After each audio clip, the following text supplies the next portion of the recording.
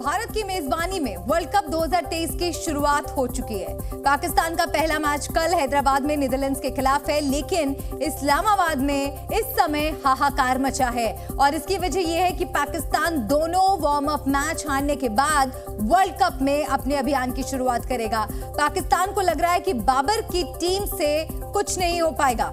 वो लोग कह रहे हैं कि पाकिस्तान के खिलाड़ियों का पूरा ध्यान हैदराबादी बिरयानी पर है और इस वजह से क्रिकेट में उनका मन लग नहीं रहा। दिन भर हैदराबादी बिरयानी खाते हैं और मैदान में देश का नाम खराब करते हैं। अगर ऐसा ही रहा तो वर्ल्ड कप में बाबर की टीम पाकिस्तान की नाक कटवा कर लौटेगी। पाकिस्तानियों की इन बातों को सुनकर आप हंसी से लोटपोट हो जाएंगे। हैदराबादी बिरयानी खा रही टीम बाबर का खेल देखकर पाकिस्तानी क्रिकेट फैंस गुस्से में। पाकिस्तान को पहले वार्म अप मैच में न्यूजीलैंड ने हराया और दूसरे मैच में ऑस्ट्रेलिया ने मात दी। ऐसे में पाकिस्तान के पूर्व खिलाड़ी भी टीम बाबर के प्रदर्शन से नाराज हैं। पाकिस्तान की टीम जब से आई है तब से हैदराबाद में ही है। वर्ल्ड कप के शुरुआती 2 मुकाबले भी पाकिस्तान को यही खेलने हैं, लेकिन बाबर आजम और उनकी पूरी टीम ने अब तक जिस तरह का क्रिकेट खेला है उससे पाकिस्तानी फैंस परेशान हैं। पाकिस्तान की क्रिकेट टीम 7 साल बाद भारत के दौरे पर है। आखिरी बार टीम यहां पर 2016 T20 वर्ल्ड कप खेलने के लिए आई थी।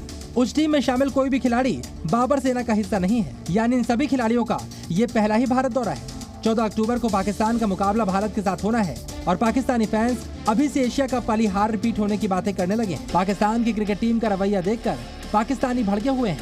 हर कोई एक ही सवाल पूछ रहा है कि ये खिलाड़ी खेलने गए हैं या बिरयानी खाने। वार्म अप मैच हारने के बाद टीम बाबर पर दबाव भी काफी ज्यादा है। ऐसे में जब पाकिस्तान की टीम वर्ल्ड कप में भारत के खिलाफ खेलने उतरेगी तो उसका प्रदर्शन कैसे सुधरेगा, यही सोचकर पाकिस्तानी सो नहीं पा रहे। ब्यूरो रिपोर्ट, जी मीडिया। पाकिस्तान में भूख इम्तिहान ले रही है और कुछ लोग ऐसे हैं जो भूख वाली मजबूरी का फायदा उठाकर किडनी निकाल रहे हैं और उसे महंगे दामों में बेच रहे हैं। पाकिस्तान में 8 लोगों को किडनी बेचने के जुर्म में गिरफ्तार किया गया है। आरोप है कि उन 8 लोगों ने ऑपरेशन कर अब तक 328 किडनी निकाली हैं। बताया जा रहा है कि हर किडनी के लिए अमीरों से 1 करोड़ रुपए लिए जा रहे थे। महंगाई और कंगाली से जूझ रहे पाकिस्तान को लेकर जो डर था वो सच साबित हो गया। कटोरेबाज पाकिस्तान में कंगाली दूर करने के लिए अब लोग किडनी बेचने पर मजबूर हो गए हैं। पाकिस्तान के पंजाब से लेकर कई शहरों तक किडनी चोरों का गिरोह सक्रिय है, जिनके निशाने पर पाकिस्तान के गरीब हैं। किडनी चोर गरीबों की कंगाली दूर करने का लालच देकर उनकी किडनी निकाल रहे हैं। पाकिस्तान में गरीबों की किडनी की कीमत 30 लाख पाकिस्तानी रुपए से लेकर 1 करोड़ तक है। किडनी चोर गिरोह के आतंक का खुलासा पाकिस्तानी पंजाब प्रांत के कार्यवाहक मुख्यमंत्री मोहसिन नकवी ने खुद किया है। किडनी चोर गिरोह का सरगना डॉक्टर फवाद मुख्तार है। डॉक्टर के साथ एक मोटर मैकेनिक भी शामिल है जो बरगला कर लाए गए लोगों को एनेस्थीसिया देता था। इस गैंग ने अब तक 328 लोगों की किडनी निकालने की बात कबूल की है। गिरोह के 8 सदस्यों को गिरफ्तार किया गया है। पूछताछ के दौरान तस्करों ने बताया कि वो अमीरों को किडनी बेचते थे और बदले में उनसे मोटी रकम लेते थे। किडनी चोर गिरोह पूर्वी पंजाब प्रांत के अलावा पीओके में भी सक्रिय है। जानकारी के मुताबिक अवैध तरीके से किडनी निकाले जाने की वजह से 3 लोगों की मौत भी हो चुकी है। डॉक्टर और उसका पूरा गिरोह कसाईयों की तरह काम कर रहा था। गरीबों की मजबूरी का फायदा उठाकर उनकी किडनियां निकाली जा रही थीं, जिसके लिए कभी लालच दिया जाता तो कभी इलाज के नाम पर बिना बताए उनकी किडनियां चोरी कर ली जाती। डॉक्टर फवाद सिर्फ किडनी चुराता था, बाकी सारा काम उसके गुर्गे करते थे। हैरानी की बात यह है कि यह डॉक्टर 5 बार पहले भी किडनी चोरी के आरोप में जेल जा चुका है। पाकिस्तान में भूखमरी और बेरोजगारी लगातार बढ़ रही है। ऐसे में कुछ लोग मानव अंगों की तस्करी का गोरख धंधा चलाकर अपनी जेबें भर रहे हैं। साथ ही कई लोग गरीबी की वजह से अपनी किडनी और दूसरे अंग बेचने को मजबूर हैं, जिसका फायदा उठाकर फवाद मुख्तार जैसे डॉक्टर गिरोह बनाकर इंटरनेशनल रैकेट चला रहे हैं। किडनी चोर गिरोह का नेटवर्क कहां तक फैला है, फिलहाल इसकी भी जांच की जा रही है। पुलिस को डॉक्टर फवाद और उसके गैंग तक पहुंचने में कड़ी मशक्कत करनी पड़ी, क्योंकि सारा काम बेहद शातिराना अंदाज में किया जा रहा था। पाकिस्तान में किडनी चोरी से जुड़ा ये पहला मामला नहीं। पहले भी पाकिस्तान मानव अंगों की तस्करी के लिए बदनाम रहा है, जिस पर नकेल लगाने के लिए संसद से कानून भी बनाया गया, लेकिन एक बार फिर तस्कर गिरोह एक्टिव हो चुका है। दुनिया भर में आतंक की सप्लाई करने वाला पाकिस्तान अपनी नीतियों की वजह से कंगाल हुआ है। इन हालात में किडनी चोरी और तस्करी वाली ये खबर बेहद शर्मनाक है। ब्यूरो रिपोर्ट, जी मीडिया। आपको आंकड़ों के जरिए समझाते हैं पाकिस्तान की कंगाली के हालात इस वक्त क्या है। वर्ल्ड बैंक की रिपोर्ट के मुताबिक पाकिस्तान में कुल 9.5 करोड़ लोग गरीबी रेखा से नीचे जीने को मजबूर हैं। लगातार खराब होते आर्थिक हालातों की वजह से बीते 1 साल में ही पाकिस्तान में 1 करोड़ 25 लाख लोग गरीबी रेखा से नीचे गए हैं। यानी नए गरीब हुए हैं। रिपोर्ट के मुताबिक एक साल के दौरान पाकिस्तान में 40% गरीबी बढ़ी है। वर्ल्ड बैंक ने इन हालात के बीच पाकिस्तान को सही नीतियां बनाने की चेतावनी भी दी है। पाकिस्तान में महंगाई भी काबू से बाहर हो चुकी है। सितंबर में महंगाई दर 31.44% तक पहुंच गई। ये हाल तब है जब IMF ने पाकिस्तान के लिए हाल ही में $3 अरब का बेल आउट पैकेज मंजूर किया है। पाकिस्तान के लिए सबसे बड़ा संकट इस बात का है कि अगले साल जून तक महंगाई कम होने के कोई आसार नजर नहीं आ रहे। पाकिस्तान में LPG के एक सिलेंडर की कीमत 3000 पाकिस्तानी रुपए से ज्यादा है। मतलब लोगों को खाना पकाने के लिए भी भारी मुसीबतों का सामना करना पड़ रहा है। ताजा आंकड़ों के हिसाब से पाकिस्तान में भारत के मुकाबले 5 गुना ज्यादा महंगाई है। पाकिस्तान के यही हालात लोगों पर भारी पड़ रहे हैं और तस्कर उनकी मजबूरियों का फायदा उठा रहे हैं। यही वजह है कि किडनी और दूसरे मानव अंगों की तस्करी रफ्तार पकड़ रही है। एशियन गेम्स में भारत ने अब तक का सबसे अच्छा प्रदर्शन किया है और ये सबसे ज्यादा पदक जीतने के बाद भी मेजबान चीन को हजम नहीं हो रहा, इसलिए वो भारत के खिलाफ बेईमानी कर रहा है, भारतीय खिलाड़ियों से छल कर रहा है। लेकिन अच्छी बात यह है कि नीरज चोपड़ा ने कल चीन के छल में भाले से छेद कर दिया। जैवलिन थ्रो में कल नीरज चोपड़ा ने गोल्ड मेडल जीता था। उस मैच के शुरू होने के बाद जब नीरज ने पहला भाला फेंका था तो वो थ्रो मापा नहीं गया था। नीरज चोपड़ा ने भी इस पर आपत्ति जताई थी और एथलेटिक्स फेडरेशन ऑफ इंडिया की उपाध्यक्ष अंजू बॉबी जॉर्ज ने चीन के अधिकारियों पर जानबूझकर बेईमानी करने का आरोप लगाया। चीन की कोशिश थी कि किसी तरह नीरज चोपड़ा को गोल्ड मेडल जीतने से रोका जाए। इस पूरे मामले को विस्तार से समझने के लिए हमने एक्सक्लूसिव रिपोर्ट तैयार की है। इस रिपोर्ट में जी न्यूज के जरिए खुद नीरज चोपड़ा और अंजू बॉबी जॉर्ज ने चीन के छल में छेद कर दिया है। लेकिन इस रिपोर्ट को दिखाने से पहले हम चाहेंगे कि आप नीरज चोपड़ा पर गर्व करने वाले वीडियो को ध्यान से देखें। ये वीडियो उस समय का है जब नीरज चोपड़ा गोल्ड मेडल जीतने के बाद दर्शकों का शुक्रिया कर रहे थे। उस समय किसी दर्शक ने उनकी तरफ प्यार से तिरंगा झंडा उछाला। नीरज को लगा कि तिरंगा जमीन पर नीचे गिर जाएगा, तो उन्होंने तेजी से आगे बढ़कर नीचे झुकते हुए तिरंगे को लपक लिया ताकि तिरंगा नीचे ना गिर पाए। इस वीडियो को देखने के बाद नीरज चोपड़ा के लिए आपके मन में सम्मान और बढ़ जाएगा। और अब देखिए कैसे कल नीरज चोपड़ा ने गोल्ड मेडल के साथ साथ चीन के छल पर भाला मारा।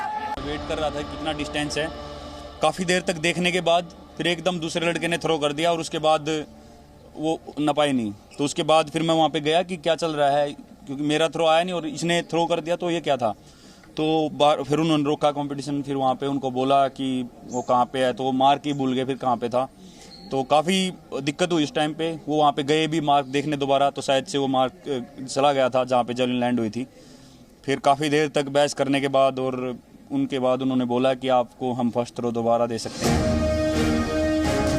भारत के खिलाफ चीन की साजिश का अंदाजा इसी बात से लगाया जा सकता है कि नीरज ने पहले अटेम्प्ट में जहां तक भाला फेंका था, मैच रेफरी वो पॉइंट तक भूल गए। इसी मैच में भारत के किशोर जैना के साथ भी कुछ ऐसा ही किया गया।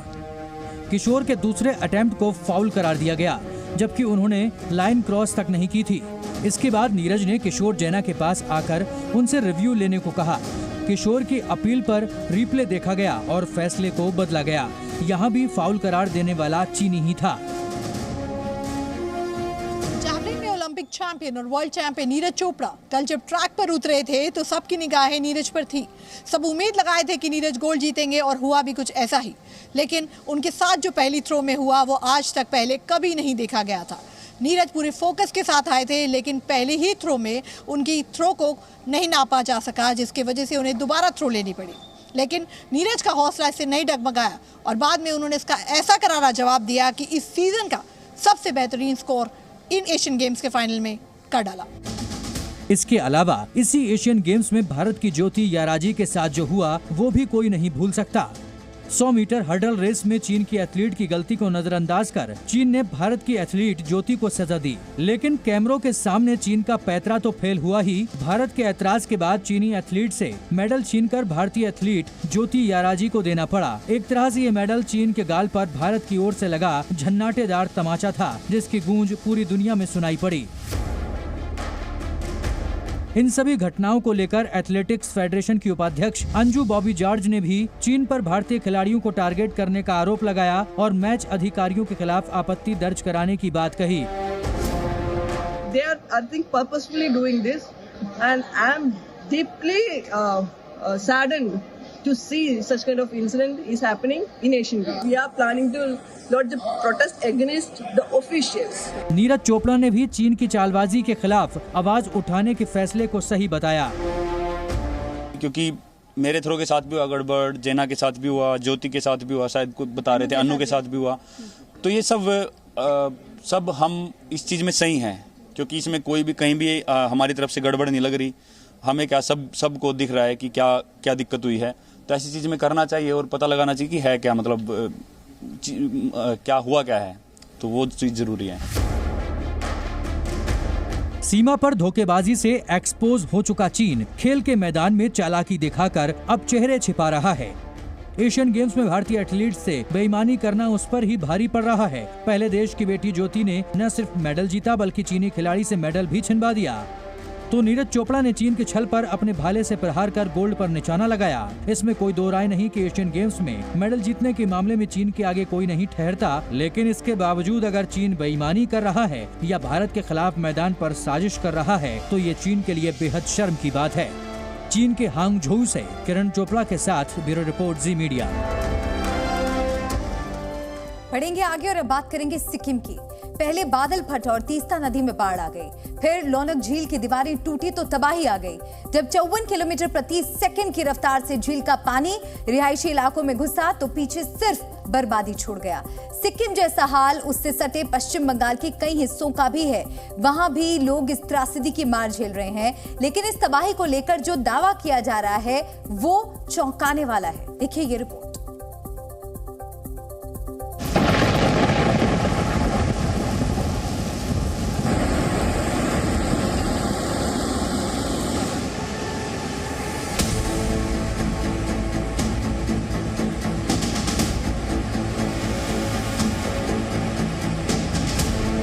हर तरफ तबाही, बर्बादी और बेहिसाब पानी। और इस विनाशकारी बाढ़ में जिंदगी की तलाश।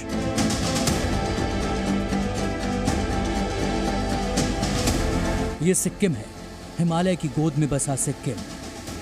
ताजी हवा, जंगली घाटियां और बर्फ से ढके पहाड़।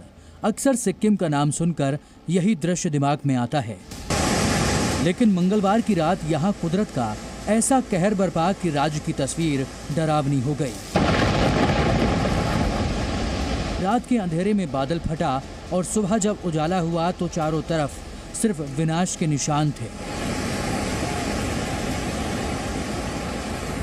तीस्ता बाजार का इलाका है, हम आपको तस्वीरें दिखा रहे हैं। फिर एक बार जो है रौद्र रूप धारण करते हुए तीस्ता नदी के पास ये सड़क जो है बिल्कुल कट चुकी है। हम आपको तस्वीरों में दिखाएं जिस तरह से 4 तारीख को फ्लैश फ्लड्स हुए, उसके बाद पानी का स्तर इतना ज़्यादा बढ़ गया कि यहाँ पर लोगों के घरों में जो है पानी चला गया और अभी भी लोग परेशान हैं और समस्याओं का समाधान निकालने की कोशिश कर रहे हैं।